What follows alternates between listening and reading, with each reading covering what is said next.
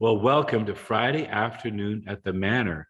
Now, if you tune in at right on time or a little later, we're going to have a great Victoria Day weekend, but we get to begin with our speaker who invites us to find that quiet center and discover some wonderful gifts of where we are being led and where we can go. But we're going to have Susan Johnson welcome our speaker. Thank you, everyone, for coming. It is the long weekend, which is traditionally here where everyone gets out in their garden, starts planting and all that. And so we have Joanne Stevenson, who's going to talk about the upcoming solstice and planting and how that affects us all. So please. Thank you. Thank you. Thank you so much for having me. I was quite delighted to be asked to share my passion. So I know the subject is solstice, a time for planting. And however, I'm experienced with labyrinths, and I've done 25 years of building them, fundraising for them, co-founding a labyrinth network, managing a labyrinth website, and facilitating labyrinth workshops, as well as serving on an international labyrinth board of directors. So although today's topic is solstice, a time for planting, this talk will be looking at that subject through the lens of a labyrinth.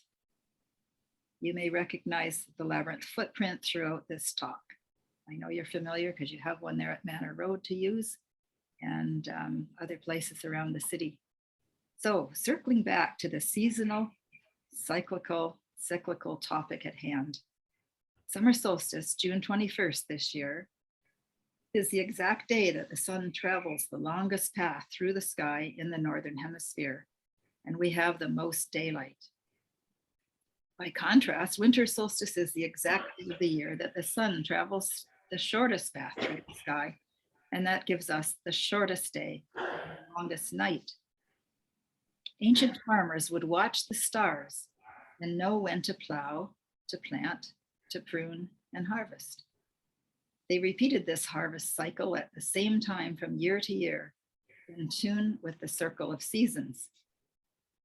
Even without being farmers or gardeners, we too are in a cycle of nature, planting, setting roots, stretching towards the sun, and distributing our fruits. I think of a poem by the late Canadian poet Dorothy Livesay called The Sunflower. In paraphrasing, she wrote, "Let me live my life like a sunflower, stretching upward towards the sun, till, so heady with seeds, I bow and bend with grace and gratitude towards the earth from which I sprang." As elders in society, we can move chronologically from our youth to present day, see what we've planted, observe what we fostered, nurtured, and harvested. Father Richard Rohr, in his book, Falling Upward, A Spirituality for the Two Halves of Life, believes our natural thrust as seniors is towards mastery and fulfillment. He points out that the failings, the mistakes, the disappointments, and the heartbreaks, the first loves of life, are actually fertile ground, the spiritual joys that the second half of life has in store for us. Maturity can be a time for winding into our center core, absorbing and unwinding into the rest of our lives, like a spiral. Nature is rife with spirals. Consider a seashell. Its pattern reflects our spiraling galaxy. These curving circuits are common in the shells we find on a beach rock. These patterns are evident in fossils, earliest forms of life, Earth's memories beneath our feet. Thanks to the Royal Ontario Museum, we have a permanent exhibit in Toronto of a world-renowned collection of Burgess Shale specimens. The Dawn of Life exhibit interprets and explains fossil life. You can see how life began on the ocean floor, how it stretched upwards. Rock formations reveal layers of slow but steady upward growth. You can see how microbes embedded in earliest rock began to feed on the sun. And you can see how coral grew in layers upon layers over millions of years to be closer to the source of light. You cannot but marvel at seeing the spiral of DNA in the earliest life forms. I know I came away from this exhibit feeling profoundly connected to infinite, adaptable, evolving life. In our own cosmic backyard, everything we see spins, rotates, and revolves in some fashion or other. Our planet and everything on it spins. Spirals wind towards a center and reverse outwards. The labyrinth pattern is a circle containing curving paths that spiral inwards to the center and outwards. It is a metaphor for our spiraling galaxy and for our evolution on this planet. Our feet follow an ancient path on a labyrinth walked by people of many cultures for centuries. Body memory and knowledge are accessible. Today, we are still tuned to these cycles in our bones. We have collective memories of dark winter nights cramped in a cave, and we have a body sense of the joys of springtime, the waft of a fresh summer breeze on our faces, the scent of the earth. Walking a labyrinth, we find ourselves feeling free and easy on the long, wide open stretches, and powerfully contained and supported as we curl inward toward the center. Here we stay a while, absorbing, breathing, and feeling how it is to be centered. As a senior, we can be bombarded with the declining years theory. According to Father Rohr, life isn't downhill from the age of 50. We are propelled and supported by the ground we've walked. We've gathered and absorbed wisdom, insights, humor, balance in our stretch to the sun. There's a parallel with flowers. Flowers scatter their seeds and make use of their natural partners, insects, birds, animals, and the soil. The community we find ourselves in, the roots we've established and connect with are our natural partners. The people we touch with a smile, a kind word, the young people we can mentor, the wealth we can share, is a scattering of seeds. Nature follows the law of the spiral. Margaret Eileen Meredith writes about these spirals. In her book, The Secret Garden, she says, in plants, the buds or the beginnings of leaves are arranged in a spiral. The plant grows in a spiral. This growth is the reconciliation of opposites, same, not same. You can observe this on tree branches. In alternate leaved plants, the leaves are single at each node and borne along the stem alternately in an ascending spiral. In opposite leaved plants, the leaves are paired at a node and borne opposite to each other. Look into the structure of a rose blossom. Petals encircle the bud. Meredith includes the human psyche in her theory. She says the spiral is an apt symbol to express human development. The psyche has the same spiral, rhythmic, cyclical growth as a rose. The labyrinth can be a stage on which to explore this metaphor. The labyrinth pattern is a spiral, a winding path leading to the center. The return path unfurls back to the beginning. There are as many turns towards the center as there are turns to the outside, generating a feeling of balance and harmony. In a few days, let me read an exercise I wrote for walking a labyrinth in the second half of life. But first, I want to tell you that in a few days, May 23rd, there's a webinar by Christine Waltner-Paintner on the Veritas website. And she's going to discuss by how becoming in tune with the rhythms of the natural world, we can live more intentionally and experience a conversion towards a more expansive way of being. Her deepest belief, and I love this, is that the earth is the original monastery, a wisdom guide and mentor in living a soulful and vibrant life. You can register for her webinar online at veritas.org. So we've come full circle and are close to home. Manor Road is the custodian of the Labyrinth Network of Ontario's 7th Circuit Canvas Labyrinth. The center of this labyrinth is a flower, sometimes called the Rose of Jerusalem. 6 petals encircle the bud or the heart of the flower. I'm just going to turn this so that you can see this petal in the center, which is right there. Hopefully you can see the whole thing. Each petal represents from the left mineral, plant, animal, human, angelic, and the divine mystery. May I read an exercise I wrote for walking a labyrinth in the second half of life? It's called Heart of the Rose.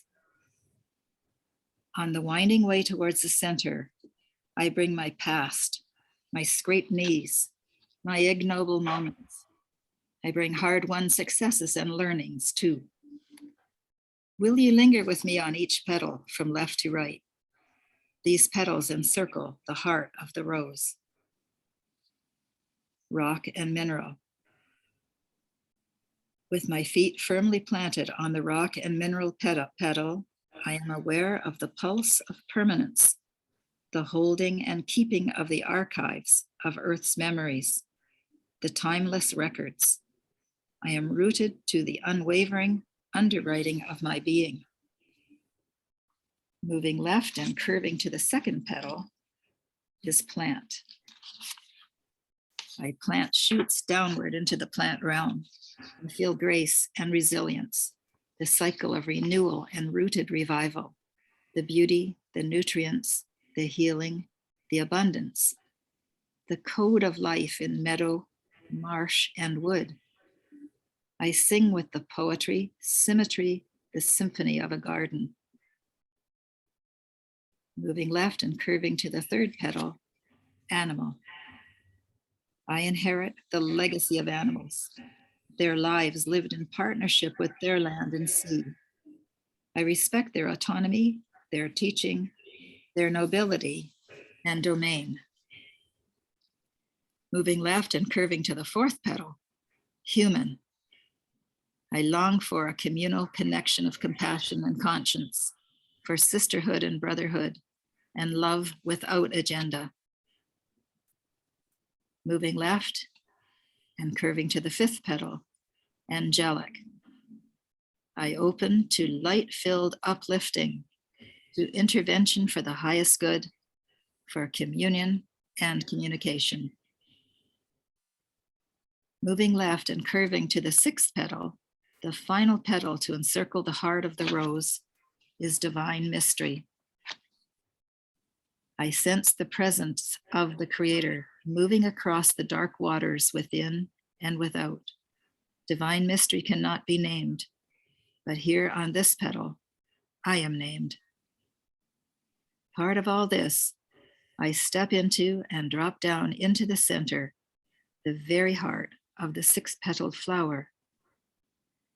Breathe in, come home, breathe out, expanding.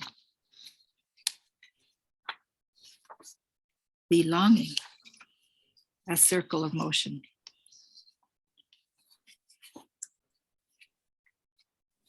Thank you for choosing to spend time with me today, and I appreciate the opportunity to share with you. If there are any questions or comments, we have time to do that. But if not, I have some resources and references if you'd like to explore further. So the online webinar that I was mentioning is called Sacred Time with Christine Valtners Paintner, hosted by the Reverend Lauren Artris. And that's going to be May 23rd at 10 o'clock Pacific time. So right. It's 3 hours later for us. And she is a wonderful woman. She's an author, a poet, a mystic, and she calls herself Abbess of the Abbey of Arts and a virtual monastery. And if you missed that webinar and you want to learn about her and tune in with her, Abbey of the Arts, it's www.abbeyofthearts.com. Another source I referred to today was Father Richard Rohr, Falling Upward, a Spirituality for the Two Halves of Life. And I heard him speak at Chautauqua a couple of summers ago. And then I mentioned The Secret Garden by Margaret Eileen Meredith. Also, the Dawn of Life Gallery at the Royal Ontario Museum is now a permanent exhibit. And the Labyrinth Network of Ontario, labyrinthnetwork.ca. I thank you. Hello, Joanne. Yeah, there's some questions Okay. for me. We'll start with me. Okay. So what keeps you connected to Labyrinth? Oh, As opposed to, okay, well, because some people, they journey with certain things for a while and they say, okay, well, I've done that. I'll move on to something else. But no, I sense your fire is as bright as the first day I heard you talk about the Labyrinth many years ago. Yeah. yeah. Well, it's sort of like I said at the beginning that that I see everything through the lens of the labyrinth. It fits everything to me. I cannot read something. I can't go to the Dawn of Life and not see the labyrinth, because you can stand in all those petals of creation. I guess from the very first time I saw one, I recognized it at a soul level. Yes. The first time I just looked at it and thought, wow, where did this come from? And I thought it came halfway down to earth from heaven. It's here for us. So I find if I feel disconnected, which is often, I can get on there and I can say, oh yeah, okay, start to get connected again. And like I mentioned about on the petal, the divine mystery petal, feeling named, like I feel like I belong again and again and again. Yeah. So I hope that answers that. So when you were talking about circles, you made me think, so in addition to some of the things you mentioned, always the electrons and the protons and neutrons, they're always spinning and they're in everything. So, I mean, that circular energy is very much there. It was interesting because you made me think this morning when I was pondering about things on my run, I thought about the river, which when you think the river comes and then goes to sea, the water evaporates, becomes clouds, and then the clouds again fall, make rain. It keeps that cycle of water continuing in all of its cycle. It was interesting. There was on the CBC, they talked about, they said there was a piece on bodies on the CBC Ideas program and something about that our bodies die. And I thought, well, no, they don't. They just change form because all the energy that's in our bodies, probably beyond even the soul part, all the carbon goes back into nature, and so it doesn't actually die. It becomes part of the whole cycle of birth and rebirth. Yeah. So I thought to again, it's all circle. Absolutely, yeah. And so when you think of, you mentioned Lauren Artris, I remember meeting her. There was a workshop out at Islington United many years ago. Like it was one of the facilitated ones. Yeah. Back in the might have been the 90s. I'm not sure. Yes, yeah, definitely. Yeah, so if you think of labyrinths, where would you like to build a labyrinth now? If you didn't have any, if the expenses were unlimited and volunteers were ready at hand, where would you put one? Just a thought. Yeah, that is a thought. Yes. There's new parks going in everywhere. That wonderful new park out by the Leslie Spit and the foot of Parliament, that would be a wonderful place for one. Yeah, because I think they have to be near water to be. Yes. Yeah. Yes. One that we did build at Toronto, the Toronto Public Labyrinth, which is at Trinity Square Park behind the center. That one is not near water, but the Tattle Creek used to run under it. Yes. It's almost like the Tattle Creek kind of inspired that labyrinth. Well, probably Tattle Creek probably still runs under the property somewhere because, as you know, one of the things we tend to do in Toronto, we bury our rivers and streams and sometimes somehow think that's all good. And then of course we have flooding everywhere. Yeah. I think I recall at Metropolitan, you did some divining for water and you found there was water, I think it was 1,000 feet down or something. Well, remember we were talking about put an outdoor labyrinth way back when Carol Dilks was chairing the property transition. Yeah. Well, you probably heard she passed by now, right? I've heard that. Yes, sadly. Yeah. Now, Susan, do you have a question? Yeah, Susan Johnson has a question for you. Okay. No, more of a comment. A couple of weeks back when Dorothy Danbrook was doing the labyrinth here, two of us were walking, and I just noticed how we would come closer together and then separate and that. So it's an interesting, comment on life. It's like, yes, it's like, with the warm weather, then the cold weather Mhm. goes away, comes back, goes away, comes back. Yeah. And it's, if I were going to build a labyrinth, I would love to incorporate a herb garden with Mm. it, so That would- that the path would go in between the herbs. I think that would be an amazing thing to have. Gorgeous idea. Yeah.